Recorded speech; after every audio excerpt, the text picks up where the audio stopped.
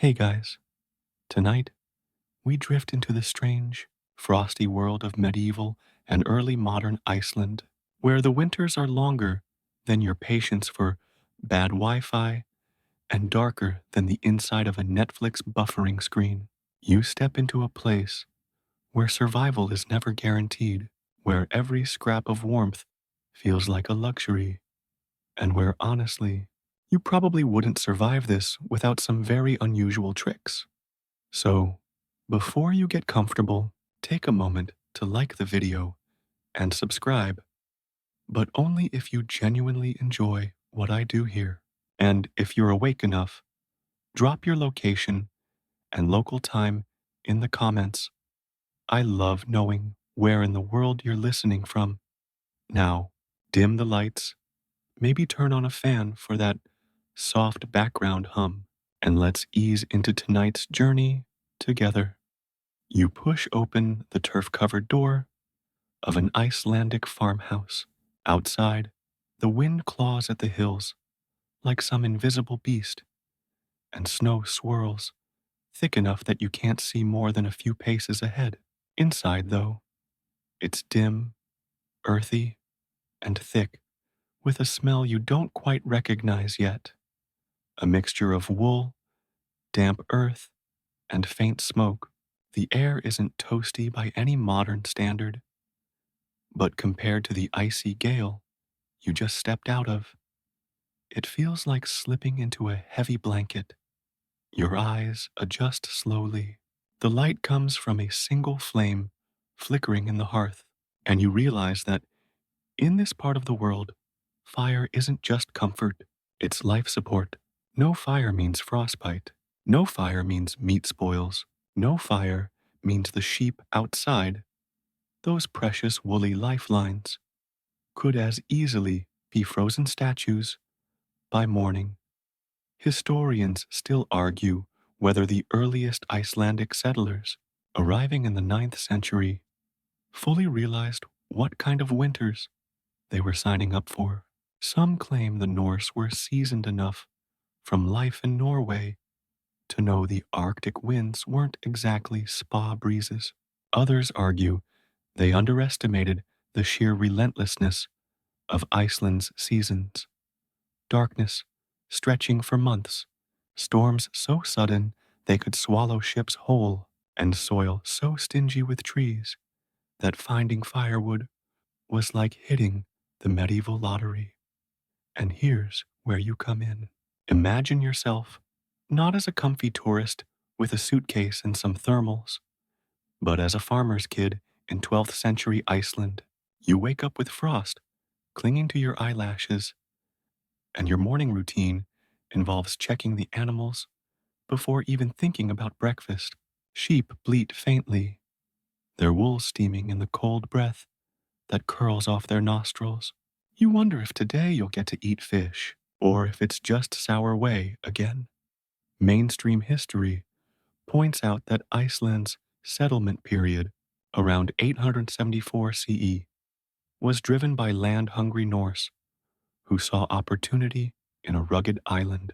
But the quirky part is this: they probably didn't expect that, within a generation, their descendants would be ranking sheep droppings higher than silver in the hierarchy of must-have items.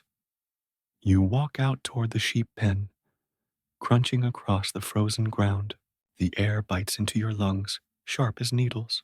The sky, when it's clear, is an endless vault of stars, so crisp you could trace the Milky Way with your fingertip. But most of the time, heavy clouds squat low, turning the world into a gray half-light.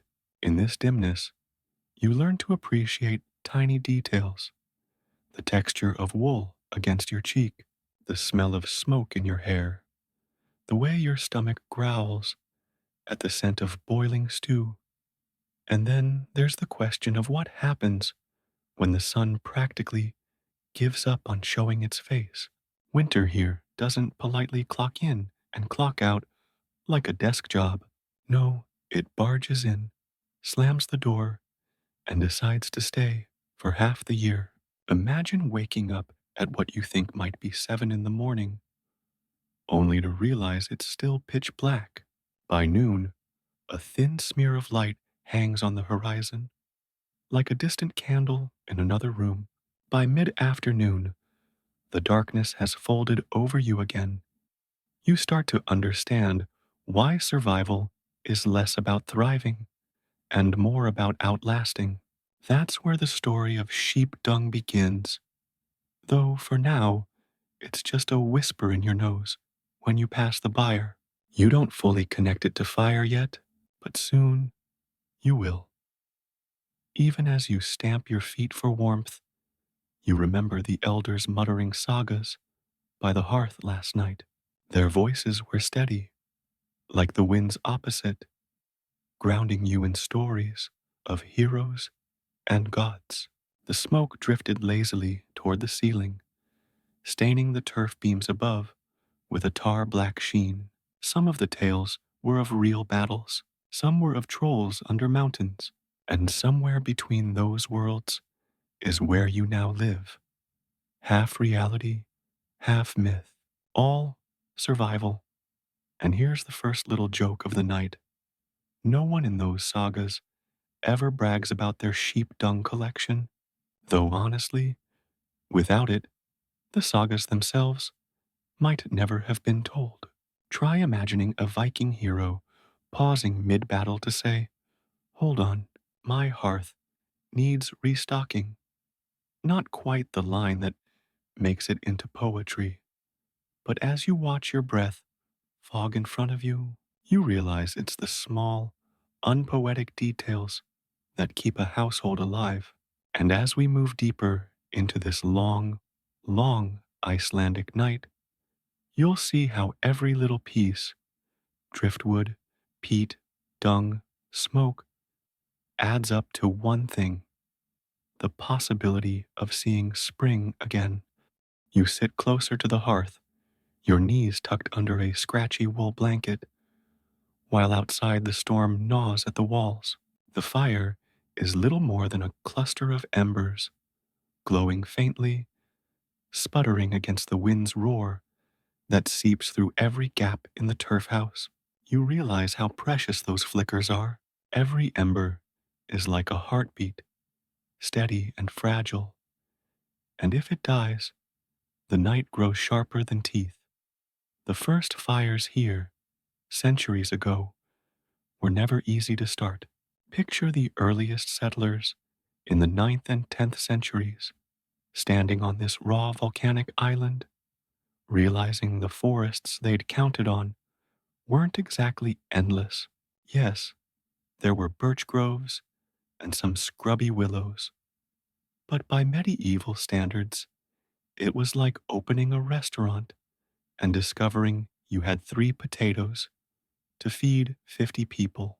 Within a few generations, most of those trees were gone, burned, grazed, or chopped down for building. Historians still argue whether the settlers deforested Iceland accidentally by simply surviving, or whether they recognized the ecological collapse but had no better choice. Either way, the end result was the same. Wood became scarce, and in a world where winters last longer than most attention spans, scarce wood meant people needed other ideas. You poke at the fire with a stick, pretending you're one of them. Driftwood sometimes washed ashore.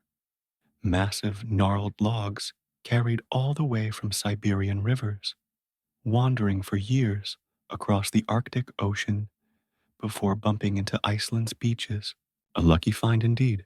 Imagine the joy of dragging a salt-crusted log back to your turf house, knowing it might keep your family warm for a week. But driftwood was never enough. It was chance, not supply. So the next option was peat. You've probably seen pictures of peat cutting. Dark, spongy earth sliced out of wetlands in neat blocks, stacked like brownies drying in the sun. In Iceland, peat became the early settlers' dependable fallback.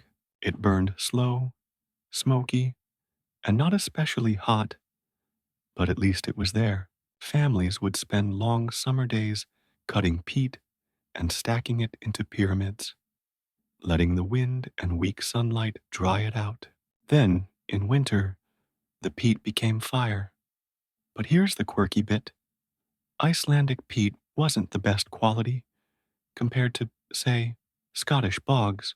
It was often fibrous, smoky, and filled the house with fumes that made your eyes sting. You can almost imagine sitting there, tears running down your cheeks, while your grandmother insists the smoke is good for the lungs. Yeah, sure, Grandma, just like chewing on volcanic ash is good for your teeth. Still, peat fires kept people alive. And beyond peat, there were even stranger fuels: whale blubber, fish oil, and occasionally bone.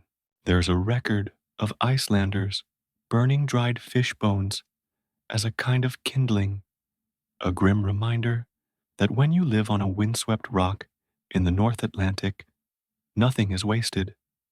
The hearth itself was always central, not just physically. The hearth was literally the center of the turf house, but spiritually too. It was where food cooked, where light lived, and where warmth clung stubbornly against the cold. Children would gather around, leaning close enough that their hair sometimes smelled of singed wool. Parents told stories there, passing down sagas of gods and heroes. And the flame wasn't just fire, it was memory, identity, survival rolled into one. Now picture yourself stepping outside into the night after such a gathering. The stars are scattered diamonds, the wind slicing like a knife, and the ground beneath you crunches with frost. You look around and realize there are no trees silhouetted against the sky, no forest, just barren hills, lava fields, and patches of moss glowing faintly under the moonlight. You suddenly understand why every ember matters. Mainstream history tells us that Icelandic farmers often rationed fire. They didn't keep roaring blazes like you might imagine in a medieval castle. Instead, they tended small, steady flames, stretching every scrap of fuel as far as it would go. Sometimes, the fire was allowed to die during the day, with embers carefully smothered and preserved under ash, so they could be coaxed back to life later. Matches weren't a thing after all. Losing your flame meant begging a neighbor for fire, and that wasn't exactly an easy walk in waist-deep snow. Quirky tidbit time. There are accounts of children being sent to carry glowing embers across the fields, tucked in clay pots or wrapped carefully to keep them alive. Imagine the nerve-wracking responsibility. One false step, one tumble, and suddenly you're the kid who lost the family's fire. Not exactly the kind of story you'd want told about you in sagas. Historians still debate just how smoky and stifling these homes were. Some argue that the turf houses, with their earthen walls and low ceilings, trapped so much smoke that people lived in a permanent haze. Others suggest clever venting systems helped draw the fumes upward. Maybe both are true, depending on how well built the house was.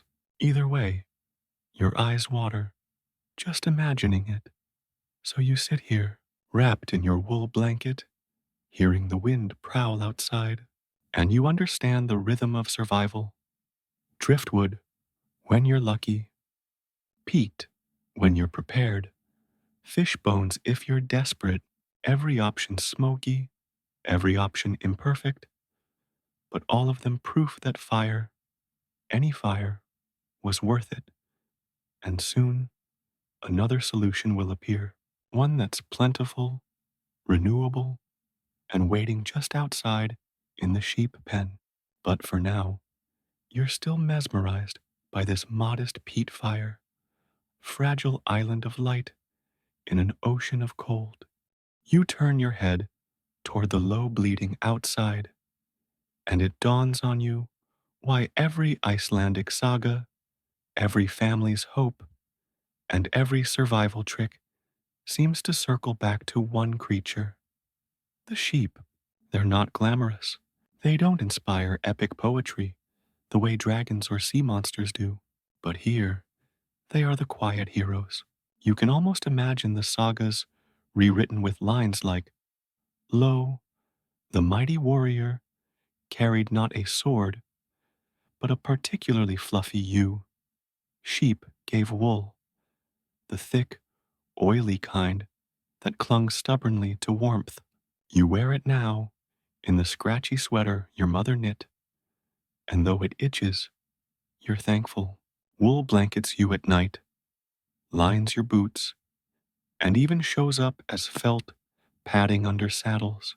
And of course, sheep also gave meat and milk, rich, fatty fuel for bodies shivering through endless nights. But here's the twist: they also gave fuel for the fire itself.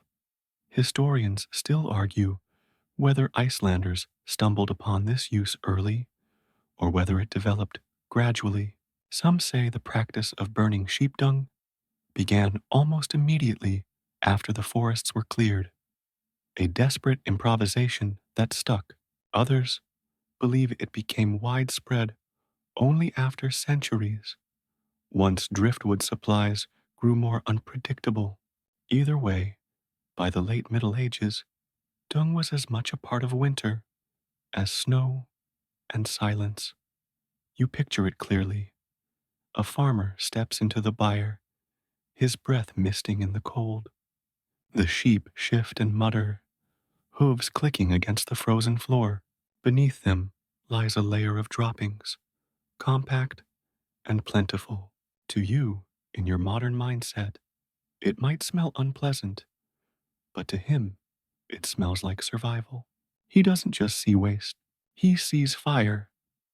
And here's a quirky tidbit that historians love to mention: Icelandic sheep weren't just any sheep. They were hardy, small, and surprisingly colorful, some with spotted wool, others with streaks of black or brown. Farmers named them, knew their quirks, and treasured them like family. Their droppings, too, were particular, dried into neat little pellets, far easier to collect than cow dung, which turns into swampy patties. Sheep dung was tidy, sheep dung was portable, sheep dung was destiny. Mainstream accounts describe how families quickly realized the full circle of sheep: wool to clothe them, milk to feed them, meat to sustain them, and dung to warm their homes. Few other animals could match this level of usefulness. In fact, you can't help but joke that sheep were Iceland's version of the Swiss Army knife: compact, versatile, and slightly funny looking if you stare too long. Step outside with me for a moment, into the pen. The cold is sharp, but the sheep huddle together, bodies pressed for warmth, their breath steaming into the night. You crouch down, your boots crunching into the frozen straw, and you notice the floor, dotted with those dry little pellets, frozen solid. You imagine scooping them into a basket, not with disgust, but with a sense of reassurance. Every pile is proof that tomorrow's fire won't sputter out. And it wasn't just about gathering, it was about rhythm. Children learned early to help, running behind sheep during herding, scooping droppings into small sacks. Mothers and fathers taught them to recognize which were best for drying: firm, rounded, not too fresh. You can picture a parent laughing gently. "No, not that one. It's still steaming. Give it time." Family chores weren't glamorous, but they were shared, and they stitched everyone into the fabric of survival. The scholarly debate continues about how much dung truly replaced peat or driftwood. Some argue It became the dominant fuel in many regions, especially inland, where driftwood rarely reached. Others believe it was more supplemental, used to stretch peat reserves rather than as a primary source. Either way, the presence of sheep meant that no household ever faced winter entirely empty handed. You sit back by the hearth, now seeing it differently. That flame isn't just peat and driftwood, it's the byproduct of the animals outside, transformed into light and heat. It flickers in a strange dance, less fierce than wood, but steady, a soft glow that hums of quiet endurance. Here's your second little joke of the night. Imagine trying to sell this idea in modern times. New eco-friendly energy, powered by sheep poop. Not exactly a slogan you'd expect on a glossy green energy brochure. But centuries ago, it wasn't about slogans. It was about life or death. And in that context, every sheep became more than livestock. They were guardians, their wool wrapped around your shoulders, their milk warming your belly, their dung glowing in the hearth. You close your eyes for a moment, the smell of smoke clinging to your hair, and you realize the truth. In Iceland's winter, you don't just live alongside sheep. You live because of them.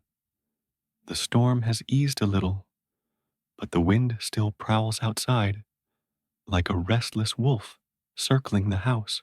Inside, you notice something new, the quiet rhythm of hands and baskets. Tonight, you'll see how sheep droppings move from humble pellets in the byre to precious fuel for the hearth. Imagine yourself stepping out in the pale daylight of late autumn when the sun only barely climbs above the horizon before collapsing again. Your boots crunch on frost, and you carry a woven basket, its rim patched with bits of twine. Around you, the sheep shuffle in their pen, noses buried in hay, oblivious to your mission. And there it is, the floor, a mottled carpet of pellets, some fresh, soft, and steaming in the icy air, others firm, dry, ready to be lifted like brown pearls of warmth. It feels strange, crouching here, scooping dung into your basket. But for Icelanders of centuries past, this wasn't disgusting.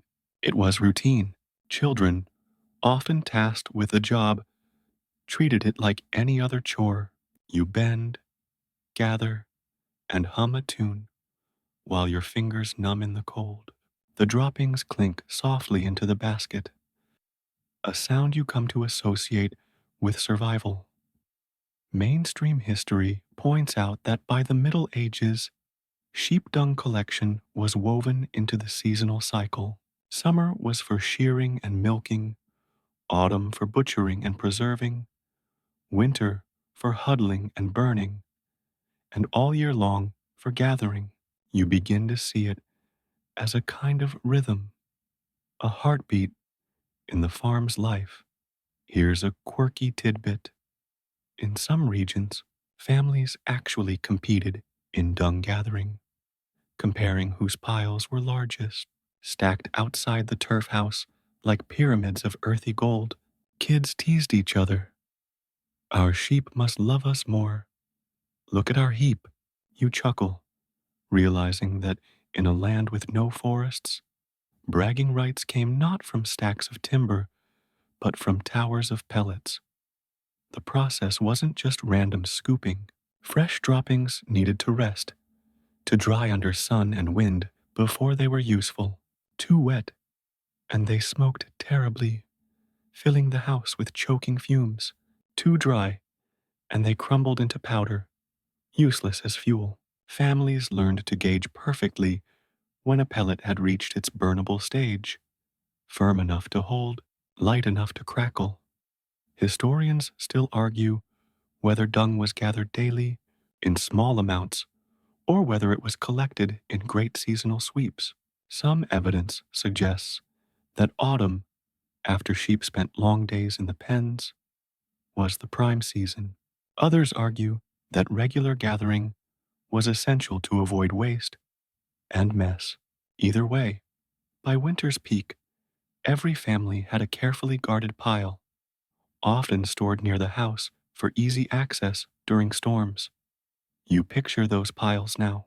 Outside the turf house, neat mounds rise like little hills, each one representing hours of labor, each one smelling faintly earthy, but less offensive than you'd think. The sight comforts you, proof that the family inside won't freeze tonight. And here comes your nightly joke. Imagine telling a visitor from France, "Yes, monsieur, those are our treasures." He'd probably raise an eyebrow and mutter, "Strange people, these Icelanders, worshipping piles of sheep poo." But then, let him spend one night in the frost without a fire, and you'd see how quickly his attitude changes. Back inside, you watch as the dung is tipped from basket to storage heap. Children stomp it gently to compact the pile, hands brushing off the dust. The pellets clatter softly, and for a moment, it sounds almost like coins falling into a chest. You realize you're hearing the wealth of this house, the bank account that pays out in flames and warmth rather than silver and gold. The scholarly debates might rage forever. Did dung replace peat fully, or was it just a supplement? Did wealthier families look down on it while poorer ones depended on it? But for you, crouched here in the dim glow of the hearth, the answer is simple. Without it, winter becomes unbearable. You lean back, smelling the earthy tang clinging to your mittens, and you suddenly feel gratitude. Gratitude for the sheep outside, for the rhythm of collection, for the quiet piles stacked against the turf wall. You see how survival here is never glamorous, but always ingenious. And as the embers crackle faintly, you know you've just handled the future of this household. Basket by basket, pellet by pellet. The baskets are full now, but you soon learn the real work isn't in gathering, it's in what comes next. Drying, stacking, and storing those humble pellets until they're as ready for fire as driftwood or peat. The hearth depends not just on what you collect, but how carefully you prepare it. You step out into the weak daylight. The air is sharp, stinging your lungs, and the ground crunches under a brittle crust of frost. Nearby, you see wooden racks and turf platforms laid out, rough and simple. This is where the magic happens, not with spells or runes, but with wind and patience. The droppings are spread carefully, layer by layer, so that the chill air can wick away their dampness. Mainstream history reminds us that medieval Icelanders treated drying as a science of its own. They knew which months brought just enough sun, which wines carried moisture away. Too fast a drying, and the pellets cracked and turned to dust. Too slow, and they stayed damp, refusing to ignite, producing only smoke and frustration. You picture women and children turning the heaps gently with sticks, watching as the color shifts from dark brown to a lighter, almost grayish shade. Proof that the pellets are ready. Here's a quirky tidbit. Some families shaped their dung into bricks, pressing the pellets together with water and straw, then leaving them to harden. These bricks stacked neatly, almost like miniature peat blocks, and burned with a steadier flame. Imagine the pride of pointing to your wall of dung bricks and saying, "Yes, behold my winter fortress." Not the kind of interior design you'll see on Pinterest, but highly effective. You run your fingers through the drying piles, noticing the texture. Dry pellets feel oddly light, almost like cork.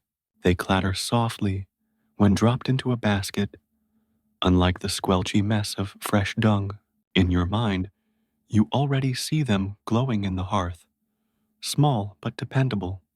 Historians still argue about the scale of storage. Some accounts suggest families kept enormous heaps outside, covered with turf or hay to shield them from snow. Others suggest dung was brought inside in sacks and stored near the hearth itself, where the warmth kept it crisp. Both sound plausible. You can almost imagine a grandmother grumbling, "Keep the fuel close, children, or you'll regret it when the blizzard comes." Storage wasn't just practical, it was symbolic. A large, well-ordered pile outside the house declared, "This family will survive the winter." Neighbors might glance at one another's heaps, quietly measuring strength and security. You smile, realizing that in this world, social status might not come from fancy clothes or wealth, but from the size of your neatly stacked dung bricks. And here comes your little joke. Imagine if medieval Icelanders had social media. Instead of posting pictures of yachts or vacations, they'd probably share snapshots of their dung piles. Orte, blessed, ready for winter, sheep fuel. Not exactly trending today, but back then, a surefire brag. Back inside, you picture the family's rhythm. Each day, someone checks the drying racks, flips the pellets, adds fresh collections. Children carry baskets, learning to judge the perfect crunch. That means ready. Mothers run their hands through the heaps, nodding with quiet satisfaction. Fathers haul the heavier bricks to storage, stacking them under the turf eaves like guardians against the storm. There's a quiet beauty in it, a cycle as steady as the seasons. You see how resourcefulness shapes culture here, how nothing is wasted, how patience is rewarded. This isn't just about burning waste, it's about transforming what's humble into something life-saving. You stand back, watching the heaps sway in the winter breeze, hearing the faint clatter of pellets shifting. To anyone else, it might look like piles of dirt, but to you, they are stacks of warmth, memory, and continuity. Each pellet a promise that tomorrow's fire won't fail. And as the light fades and the wind picks up again, you pull your cloak tighter. You know the truth now. Survival in Iceland isn't about grand gestures or epic treasures. It's about quiet preparation, drying dung in the pale sun, storing it with care, and trusting that when night falls, the hearth will still glow. The night has settled again, wrapping the turf house in thick darkness. You sit by the hearth, watching as someone finally reaches for one of those carefully dried pellets, crumbling it between their fingers before laying it onto a bed of peat embers. At first, nothing, just a faint hiss, as if the pellet resents being sacrificed. Then, slowly, a thread of smoke curls upward, followed by a soft orange glow. The dung catches, and the flame steadies, whispering into life. This is the moment when fuel becomes fire, when all that gathering, drying, and stacking transforms into survival. You lean closer, feeling the fragile warmth brush your cheeks. The fire doesn't roar like wood. It doesn't leap in dramatic sparks. Instead, it smolders with patience, burning low and long, as if it understands the art of conserving itself. Mainstream historians describe sheep dung fires as surprisingly efficient for their purpose. While driftwood blazed brightly and quickly, dung burned with a steadier rhythm, releasing a gentle, lasting heat. It wasn't glamorous, but in a turf house sealed against the cold, it was exactly what families needed. Warmth that stretched through the night rather than vanishing in a quick flare. And here's a quirky tidbit. Travelers from mainland Europe often wrote about the strange smell of Icelandic homes. Imagine walking in, expecting the aroma of roasted meat or fresh bread, and instead being greeted by the earthy tang of dung smoke. Some visitors found it unbearable, wrinkling their noses. Others wrote, almost grudgingly, that after a while the smell grew oddly comforting, like the scent of survival itself. You breathe it in now, noticing the texture of the smoke.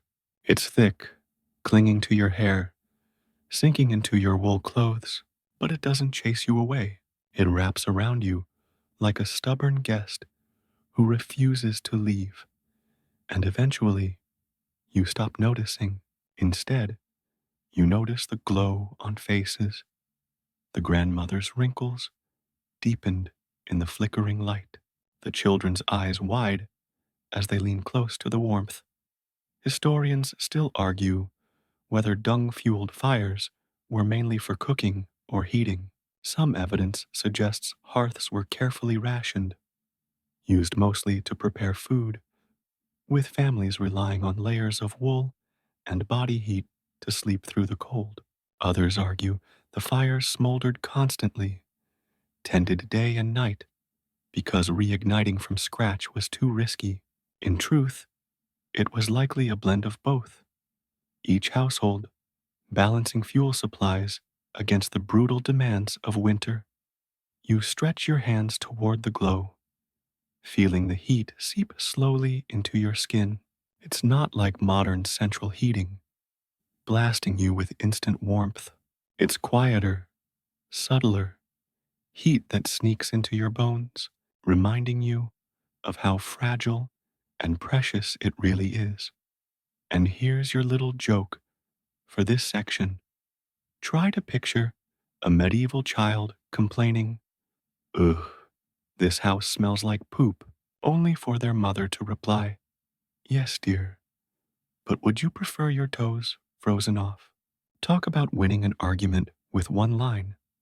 You glance up, the turf roof above is blackened with soot, proof of years of smoke rising from fires like this. Every beam tells a story of winters endured, of sagas recited, of sheep outside giving their quiet contribution. You realize that fire here isn't just about heat, it's about continuity. Every ember is a thread linking generations. Parents teaching children how to tend it, children growing into parents who pass it on again. The fire crackles softly, and you close your eyes, lulled by its rhythm.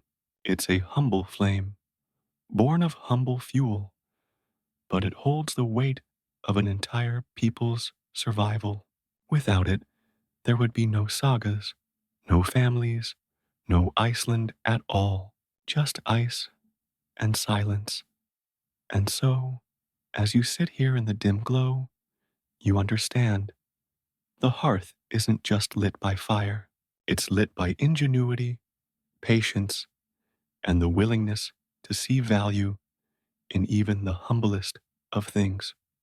The fire hums with that steady glow, and tonight you notice something new, the way it transforms the kitchen, not the kind of bright, bustling kitchen you might picture with polished counters and gadgets humming, but a low, smoky chamber where pots hang from iron hooks and the air is thick with both hunger and hope.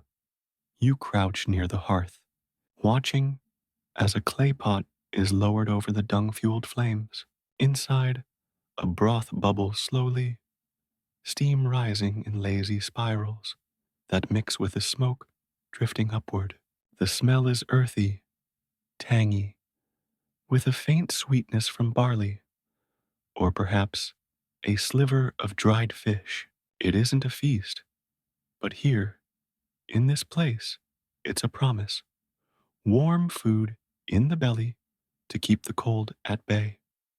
Mainstream history tells us that sheep dung flames became the backbone of Icelandic kitchens. They burned slow and steady, perfect for simmering stews over long hours. Wood might blaze too hot and too fast, but dung offered a different rhythm, gentle heat that coaxed flavors out of tough meat and dried herbs. You imagine yourself lifting a wooden spoon, stirring patiently, the broth thickening as the fire whispers below. Here's a quirky tidbit.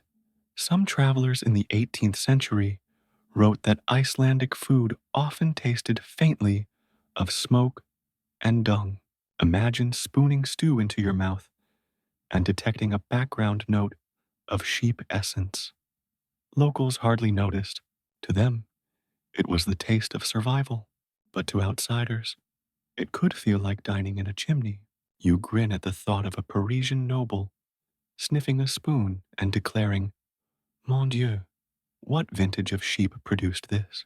The kitchen is more than food, though. It's a gathering place. Families crowd around, knees tucked under wool skirts or cloaks, waiting for the pot to finish.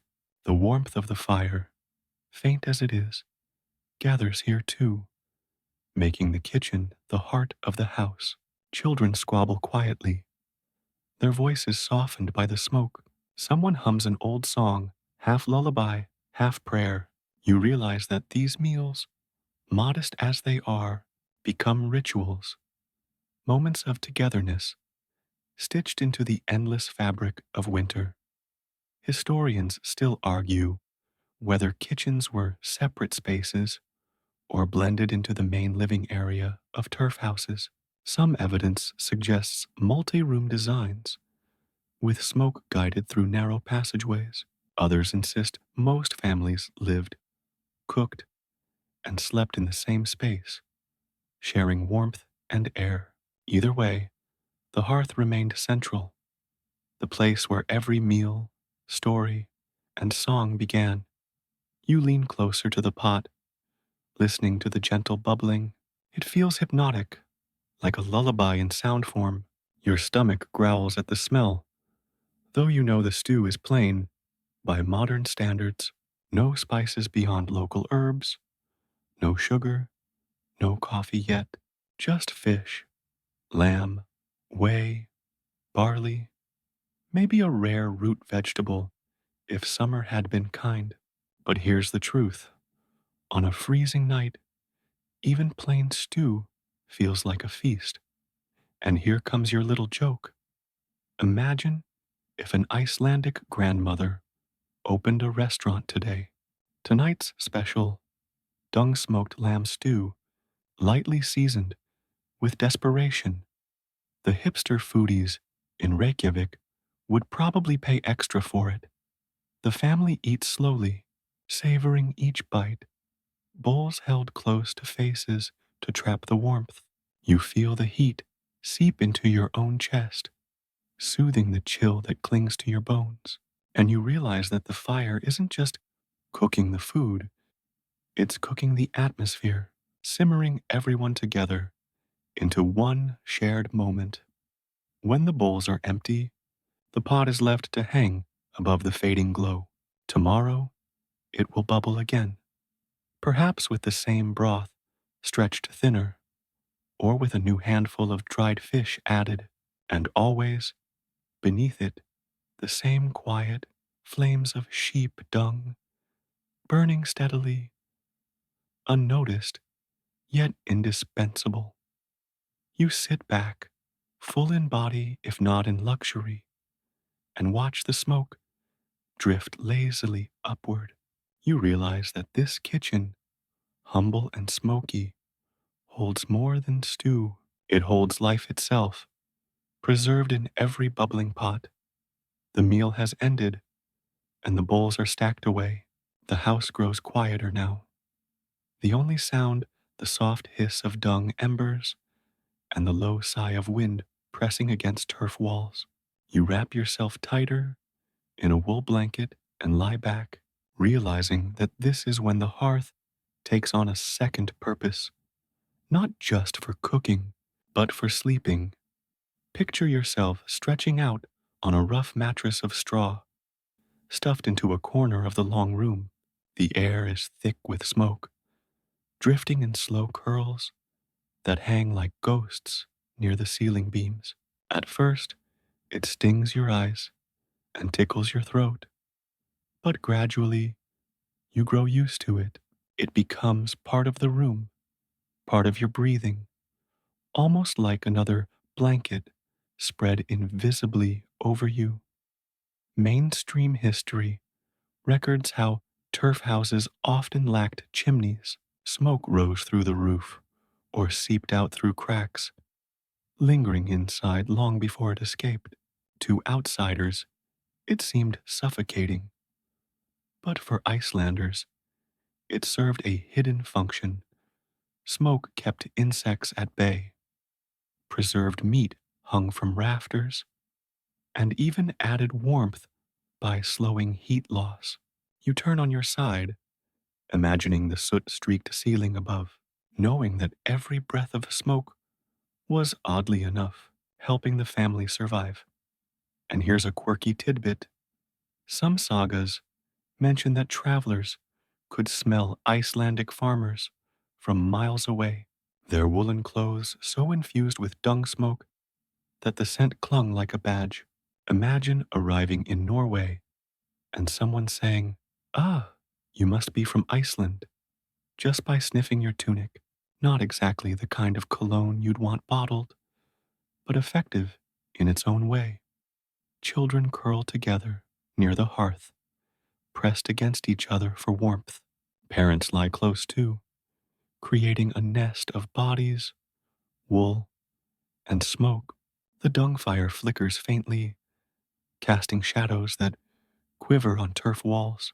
You close your eyes, listening to the breathing of those around you, a chorus rising and falling in rhythm with the crackle of the embers.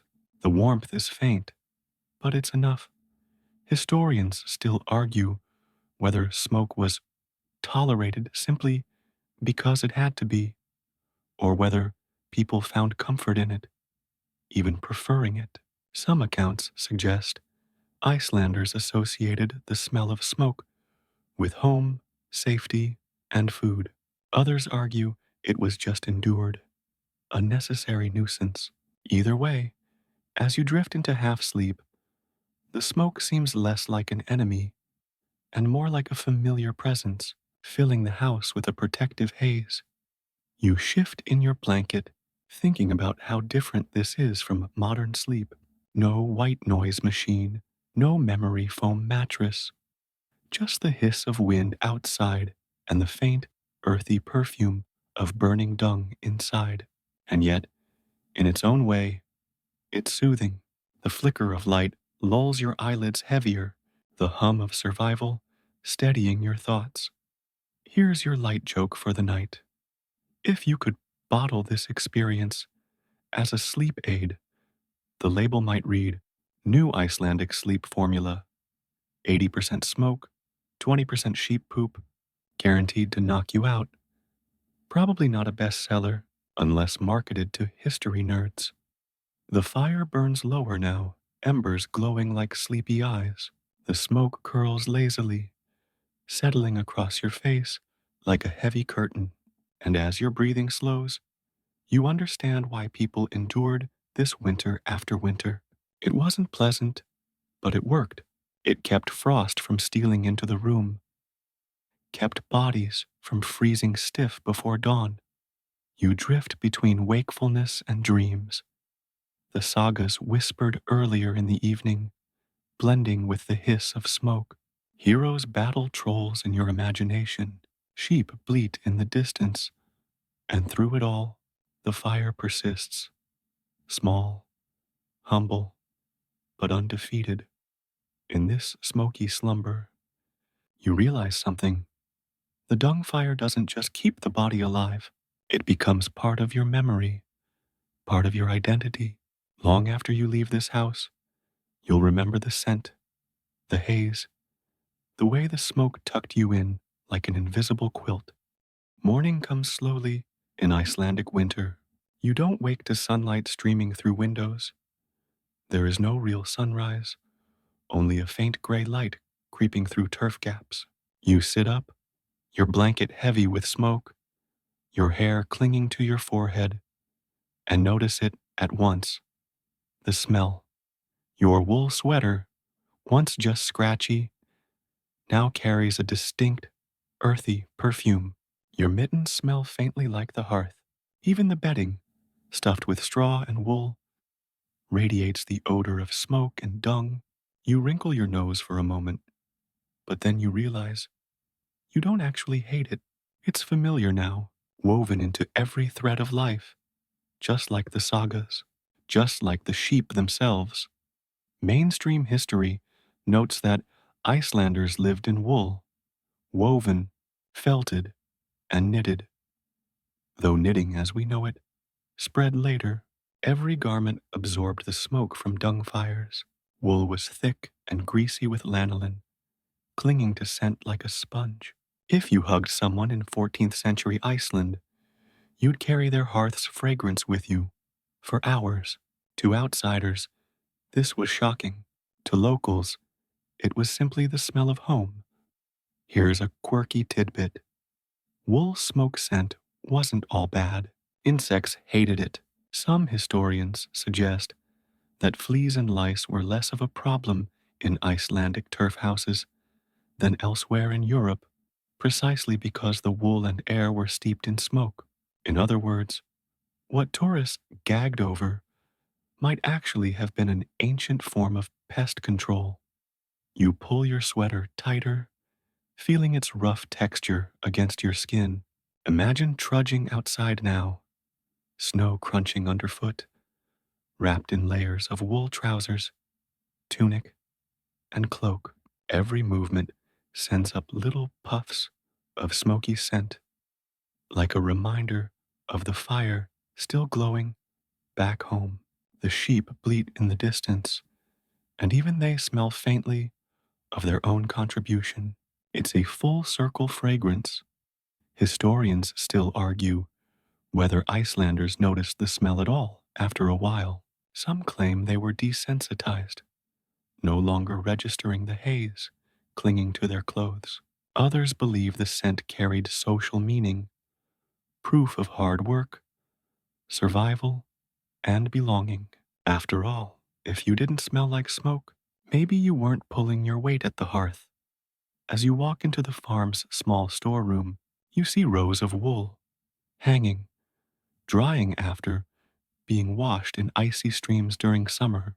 Even those, though clean, are tinged with smoke. Blankets, cloaks, even socks, all of them carry the mark of fire. It strikes you that clothes here weren't just for warmth. They were badges of endurance, woven with sheep's wool and stamped by smoke. And here's your little joke for this section. If Icelandic farmers had a fashion runway, it would probably go like this. Models strutting in heavy wool cloaks, audience applauding politely, while someone mutters, love that smoky sheep dung chic this season. Not Paris, but practical.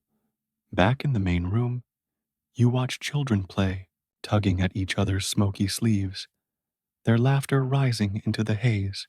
Mothers knit or spin, their fingers nimble even in the dim light. Fathers patch boots, the leather stained by soot. Life continues, every breath and movement infused with the same scent, the same survival. You run your fingers across your own sleeve, inhaling again. It isn't pleasant, not exactly, but it isn't foul either. It's grounding, earthy, a constant reminder of how close survival and hardship always sit. And you realize that in this world, even your clothes aren't just protection, they're memory, infused with the fire that kept you alive through the night. The day passes slowly, gray light giving way once again to darkness, And as the hearth glows with its steady smolder, you notice something beyond the food and the clothing. It's the people, the way they draw closer to one another, gathering in a ring around the smoke and flame. In this house, survival isn't a solitary act, it's communal life, woven together as tightly as the wool cloaks draped across shoulders. You sit on a low bench, knees drawn up, listening as the family settles in for the evening. Children sprawl near the embers, their faces lit orange and gold, while grandparents claim the warmest spots by the fire. Parents shuffle around, ensuring everyone has a blanket. The dung fire crackles faintly, offering its limited heat. But what really fills the room is presence, bodies close, voices soft, a shared rhythm of existence. Mainstream history describes turf houses as communal spaces, unlike the stone castles of Europe or the timber halls of Norway. Icelandic homes were compact, often one or two large rooms where everything happened together: eating, sleeping, storytelling, and sometimes even working. Privacy was rare, company was constant. In the glow of the fire, you feel this truth sink into you. Togetherness was the strongest insulation against the cold. Here's a quirky tidbit. Some Icelandic households, especially larger farms, had designated badstofa, communal sleeping and living rooms, where everyone bedded down in rows. Imagine lying shoulder to shoulder with your siblings, cousins, even farmhands, blankets overlapping, the air filled with snores and whispers. Cozy or crowded? Probably both. But it meant warmth, and warmth meant life. The firelight reveals the soot-blackened walls, but also the faces leaning close. Stories drift into the air, tales of old voyages, of mountains shaped by trolls, of sheep lost and found again. Someone cracks a joke about the neighbor's sheep producing better fuel this year, and laughter ripples through the room. You smile, realizing humor, too, is a kind of fire.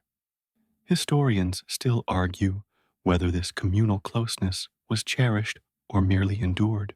Some suggest Icelanders valued the intimacy, seeing it as essential for kinship and memory. Others believe it led to tension, with too many people crammed into too little space, the smoke only thickening tempers. Perhaps the truth lies in the middle. Sometimes comfort, sometimes conflict, always shared necessity.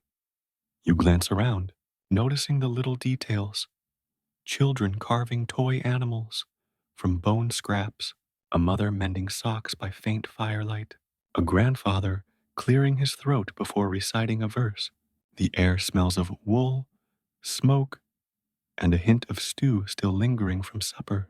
The fire burns steady, but what truly warms you is the way every person contributes: stories, chores, songs, companionship.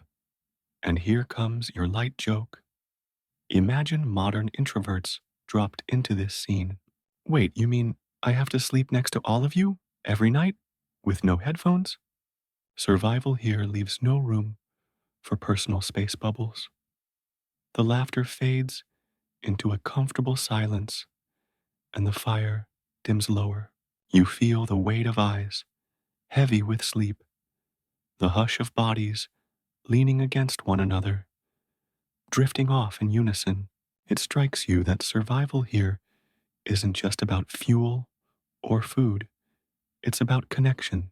No one can face this winter alone, but together, even with only a sheep dung fire between them and the Arctic night, they endure. The fire glows low, embers casting soft halos on the soot-dark beams, and then a voice rises, slow, measured, and carrying a weight older than the walls themselves. Tonight you notice that the smoke doesn't just cling to clothes or sting the eyes. It carries words, sagas, verses, chants. The dung fire becomes the stage light for memory. You lean closer, knees pulled up under your chin, as the grandfather clears his throat and begins. The children hush. Mothers set down their mending, and even the wind outside seems to pause against the turf walls. The saga unfolds. Voyages across icy seas, trolls lurking in mountains, gods disguised as wanderers. Each line is spoken carefully, with pauses that feel like drumbeats, as if the story itself depends on being savored. Mainstream history reminds us that Iceland was, and remains, a land of oral tradition. For centuries before the sagas were written down, they lived in voices like this, carried from fire to fire, from night to night, without parchment, without libraries. It was the hearth that became the archive, the smoky air, the page. You realize that without these fires, without these nights, much of Iceland's literary treasure might never have survived. Here's a quirky tidbit. Some scholars believe the smoke actually played a part in preserving sagas, not on paper, but in memory. Long evenings in close quarters, with little else to distract, meant children memorized whole verses simply by listening night after night. One 13th century monk complained that Icelanders knew sagas better than prayers. You grin, imagining a child reciting epic battles word for word while conveniently forgetting Sunday Mass lines. The air grows thicker as the fire sputters. Your eyes sting, but you keep them open, unwilling to miss a single phrase. The saga drifts through the haze, weaving images of warriors and lovers, of storms at sea, of sheep lost on snowy ridges. The smoke and the words seem inseparable, both curling upward, both staining the rafters with permanence. Historians still argue whether sagas were recited exactly as remembered, or whether each storyteller bent them, adding flourishes, trimming details. Some say the fireside made everyone poets, encouraging invention. Others insist the stories were sacred, preserved verbatim like scripture. But here, in this moment, it hardly matters. The story lives, the audience breathes it in, and you find yourself swaying slightly with the rhythm of the voice. You glance at the children, eyes wide, mouths open, their imaginations painting trolls into the shadows. A mother whispers to a toddler, pointing at the smoke curling into shapes like dragons. Laughter ripples, then fades again into reverent silence as the saga continues. The hearth glows, the air thickens, and you realize this isn't just storytelling, it's survival of a different kind. Cultural survival, identity kept alive in smoke and flame. And here comes your light joke. Picture a child being scolded for daydreaming in class today, only to mutter, "At least I didn't fall asleep during the saga." In medieval Iceland, that would have been unthinkable. You'd risk missing the only Netflix series available, complete with cliffhangers and dramatic pauses. The tale winds down at last, the elder's voice trailing into silence. No applause, no grand finale, just a deep sigh, and the crackle of embers filling the pause. For a moment, you sense the weight of centuries, the way each retelling links the past to the present, the way the sagas themselves are as vital as the fire that makes them possible. You lean back, smoke clinging to your hair, the story still echoing in your ears, and you understand, in this world, words are warmth too, not the kind that heats your body, but the kind that shields your spirit from the long, unending dark. The saga fades, the room falls quiet, and you notice the fire dwindling. Someone tosses on another handful of pellets, but your mind wanders to a thought. What if there were no sheep? What if the fuel pile ran low? Icelanders, ever resourceful, found other ways to feed the flame, and some of those ways were stranger than you might expect. You step outside with a farmer, the wind sharp against your face. He walks you to the shoreline, where the sea crashes endlessly against black volcanic rock. Strewn along the beach are bones, fish spines, whale ribs, bits of drift from creatures dragged ashore. These, too, became fuel. Mainstream history notes that dried fish bones were sometimes gathered, their porous structure catching flame like brittle twigs. Whale oil was another treasure, burned in lamps that filled houses with smoky light. In lean times, families boiled blubber and soaked moss or cloth in the fat, creating makeshift torches. You picture the flickering glow of such a lamp, casting shadows across turf walls, while the smell of sea and fat fills the air. Here's a quirky tidbit. Travelers once wrote that Icelanders burned dried seaweed too. Imagine the scent, briny, salty, like a beach bonfire turned kitchen experiment. One visitor complained that it made the air reek of fish soup, though locals hardly blinked. If it gave warmth or light, it was welcome. You walk further along the shore, imagining families gathering whatever washed up. Driftwood logs, yes, but also tangled ropes of kelp, bones polished by tide, scraps of fat from a stranded whale.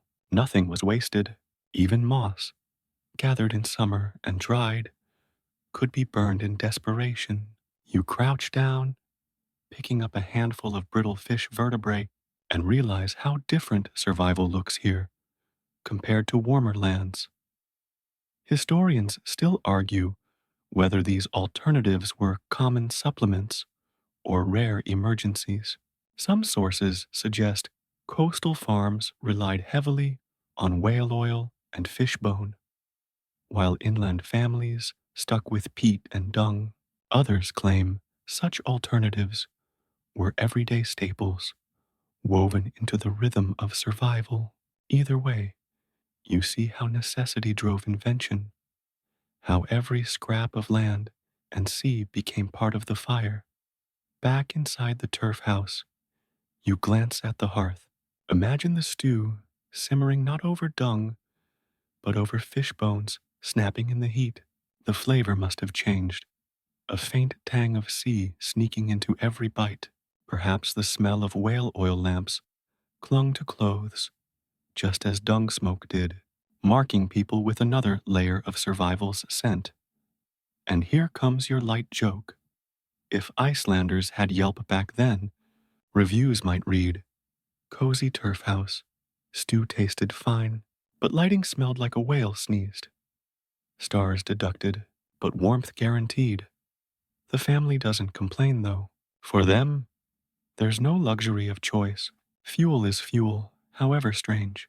What matters is that the flame keeps burning, that the darkness doesn't win. You sit by the hearth again, stew in hand, and reflect on the ingenuity it takes to see fire not just in wood, but in bones, moss, and seaweed. The embers glow, and you realize something profound. In Iceland, survival wasn't about what fuel you preferred, it was about what fuel you had, and sometimes that meant lighting the night with the bones of the very fish that fed you. The night is quiet again, embers glowing in the hearth, and you suddenly hear something unusual. A knock at the turf door. A traveler has arrived, shoulders dusted with snow, cloak stiff with frost. The family welcomes him in, and as he steps into the smoky warmth, you watch his face twist in surprise. For you, the air has become ordinary, almost invisible. For him, It's a shock, thick with the scent of sheep dung, soot, and stew. Mainstream history preserves many such accounts. Foreign visitors, traders, missionaries, explorers often wrote about the overpowering atmosphere of Icelandic homes. Some described it as suffocating, others as curious, still others as unbearable. To them, the idea of burning animal droppings seemed primitive, even barbaric, yet they had the luxury of leaving. Icelanders did not. One Danish visitor in the 18th century scribbled in his diary that entering an Icelandic farmhouse was like being swallowed by a smoking beast. He complained that his eyes watered so much he could hardly eat his dinner, but he also admitted grudgingly that without the fire, he would not have lasted the night. You smile at the contradiction, criticism wrapped in quiet admiration. Here's a quirky tidbit. Some travelers brought gifts of wood or coal as presents, a kind of luxury fuel. Imagine the joy in receiving a small sack of coal from a foreign ship, enough to burn brightly for one evening. Families sometimes saved such gifts for special occasions, feasts, weddings, or visits from priests. You picture a turf house glowing unusually bright, children whispering, "Tonight, it's not dung, it's coal." The traveler tonight rubs his hands, breathing in the warmth even as he coughs against the smoke. His boots steam near the fire, his hair damp from melted frost. Slowly, the shock fades, and he settles into the rhythm of the room. Stew simmering, children whispering, the steady hiss of dung embers. You see his posture soften, the resistance leaving his shoulders. He may wrinkle his nose, but he stays close to the fire. Survival trumps pride. Historians still argue whether these outsider accounts exaggerated for effect. Some suggest visitors dramatized their discomfort, portraying Iceland as strange and uncivilized to entertain audiences back home. Others believe the descriptions were accurate, proof of just how different Icelandic life was compared to Europe's wood or coal-fed hearths. Perhaps the truth lies somewhere in between. Icelanders endured what others could barely tolerate. You lean back, imagining how odd it must have seemed for outsiders. A land without forests, homes built of turf, fires fed by dung. Yet you realize something. For every complaint about smell and smoke, there was also wonder. Many visitors admired the resilience, the ingenuity, the way Icelanders wrung survival out of the harshest landscape. And here comes your light joke. If medieval TripAdvisor existed, the reviews would probably read, "House smelled like sheep dung, 2 5 stars, but didn't freeze to death, so maybe 4 5." Not exactly a glowing endorsement, but still, survival points count. The traveler falls asleep near the hearth, cloak spread out, boots drying by the embers. His snores join the chorus of the household, blending with the smoke that drifts lazily upward. You watch him, realizing that by tomorrow, even he will begin to smell like the house, carrying the scent on his cloak when he departs. The fire leaves its mark on everyone, outsider or not. You close your eyes, hearing the wind press harder outside, and you feel the truth settle in. Iceland's fires may have repelled visitors, but for those who lived here, they bound community together. Every cough, every wrinkle of the nose, every ember, it was all part of the same shared story, the will to endure. The traveler has gone, leaving only the faint echo of his coughs and a few curious glances exchanged between the children. The house settles back into its rhythm, but tonight your thoughts drift further ahead. You begin to notice small changes creeping into the story. New materials, new choices, whispers of a future where sheep dung isn't the unquestioned backbone of survival. You sit by the hearth again, and someone mentions a merchant ship that docked in Reykjavik. From its hold came sacks of coal, black and dense, nothing like the light pellets stacked outside. Coal burns hotter, longer, and without the earthy tang of dung. For a moment, you imagine a hearth blazing bright with clean flames, the smoke rising sharp but less cloying. The idea feels both thrilling and unsettling, almost like cheating winter itself. But mainstream history tells us that by the 18th and 19th centuries, Iceland began importing coal and timber from abroad. Trade routes grew steadier, and with them came the possibility of new fuels. Wealthier households experimented first, burning coal when they could afford it, savoring its intensity. Peat and dung still remained essential for the poor, but a shift had begun, slow as the sun's crawl across the Arctic sky. Here's a quirky tidbit.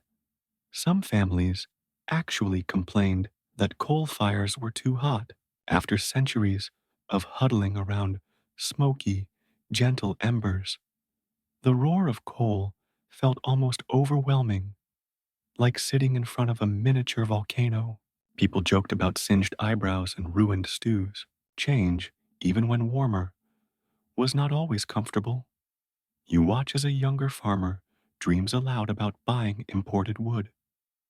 Imagine the crackle of birch or pine, the scent of resin instead of smoke. But another elder shakes his head. Wood is expensive, coal unreliable, ships delayed by storms. Sheep dung, though humble, never fails. The sheep graze, they drop, and the fire lives. Why abandon what works? Historians still argue how quickly Iceland embraced these new fuels. Some records suggest rural communities clung to dung well into the 20th century, while urban families shifted sooner. Others claim the transition was uneven, with some households mixing old and new, coal for special days, dung for ordinary nights. What's clear is that change didn't come all at once. It crept in, like dawn, until one day people looked around and realized the hearth smelled different. You glance at the children, eyes wide at the mention of coal. To them, it sounds almost magical, like something from a saga, a fire that doesn't choke you with smoke, a flame that doesn't fade so quickly. But you also see the grandmother's frown, the way she runs her hands over her smoky wool skirt, as if guarding the memory of countless winters endured with dung. To her, coal might mean comfort, but it also means change, and change is not always welcome. And here comes your light joke. Imagine the first Icelandic coal salesman pitching his wares like, try this new fuel, warmer, cleaner, less poop smell guaranteed, only to have a farmer grumble back, but does it come free out of my sheep? Didn't think so. The fire tonight burns with the same steady smolder it always has, yet you can feel history tilting, a balance shifting between tradition and innovation. The dung embers glow patiently, as if defying the future, whispering that they've kept Iceland alive for centuries and aren't ready to be replaced just yet. You lean back, breathing the familiar smoke one more time, and realize you're witnessing the edge of an era. Soon, ships will come more often, coal will fill more hearths, and the smell of sheep dung will begin to fade from daily life. But for now, in this house, on this night, the fire burns, as it always has, humble, smoky, enduring. The years drift by in your mind's eye. The fire in the turf house still glows, but you feel its role changing, slipping from necessity into memory. You walk through the dim room again, inhaling the familiar smoky tang, and realize you're carrying not just the scent, but the weight of centuries. What once was everyday survival is becoming folklore. You picture a modern Icelander wrapped in a bright down jacket, walking past the ruins of an old turf house. The walls sag, grass reclaiming the roof, but the blackened beams inside still whisper of dung smoke. No fire burns there now, yet the smell seems trapped in the stones, a ghost of winters long gone. Mainstream history explains how, by the 20th century, coal, oil, and eventually electricity replaced dung as Iceland's primary fuels. Families moved into new houses, built with timber and stone, chimneys rising high, stoves burning hot. The days of crouching in a smoke-choked turf house slowly ended, yet the memory lingered. Old songs, poems, and stories carried the image of dung fires as symbols of endurance. They were not glamorous, but they represented grit, the ability to make do when the world offered little. Here's a quirky tidbit. Some Icelandic folk tales describe elves and hidden people living in turf houses with fires of their own. Scholars debate whether these stories reflect nostalgia for the old lifestyle or simply the need to explain the strange smells and flickers people swore they saw near abandoned farms. Either way, sheep dung fires even lit the imagination. You stand again in the hearth room, watching as the family you've come to know drifts to sleep, their clothes smoky, their hair scented with flame. You realize that every ember here is part of a larger saga, the quiet, uncelebrated heroism of ordinary people who survived not with swords or riches, but with resourcefulness. Historians still argue whether the reliance on dung should be seen as a sign of poverty or ingenuity. Some call it primitive, others call it genius, but perhaps the truth is simpler. It was life, it was what worked, and that, in the end, is all that mattered. The fire burns down to embers now, glowing faintly in the hush. You imagine yourself stepping away, the smell of smoke clinging to your cloak, knowing you'll carry it for days. And you smile, because that smoke isn't just a scent, it's a memory, a mark of resilience, proof that people endured where others might have failed. And here comes your light joke. Imagine Icelanders today telling tourists, "We used to burn sheep poop to survive." The tourists laugh nervously, not sure if it's true. But you now know better. You've seen the baskets, the heaps, the smoky kitchens, the sagas rising with the fumes. It's true, and it's extraordinary in its ordinariness. The embers fade, the wind prowls outside, and in the hush, you feel the final lesson settle in. The fire was never really about dung. It was about survival, togetherness, and the stubborn refusal to let darkness win. The room is quiet now, the fire almost gone. You close your eyes, breathing slowly, letting the last wisps of smoke drift through your mind like fading dreams. The sagas have been told, the stew has simmered, the wool has absorbed its scent. The night is long, but your body feels heavy, safe beneath the weight of blankets and memory. You imagine the old turf house settling into silence. Outside, snow falls softly, muffling the landscape in white. The sheep shift in their pen, their breath misting into the frozen air. The piles of dung remain stacked against the wall, waiting patiently for tomorrow's fire. But for now, the work is done.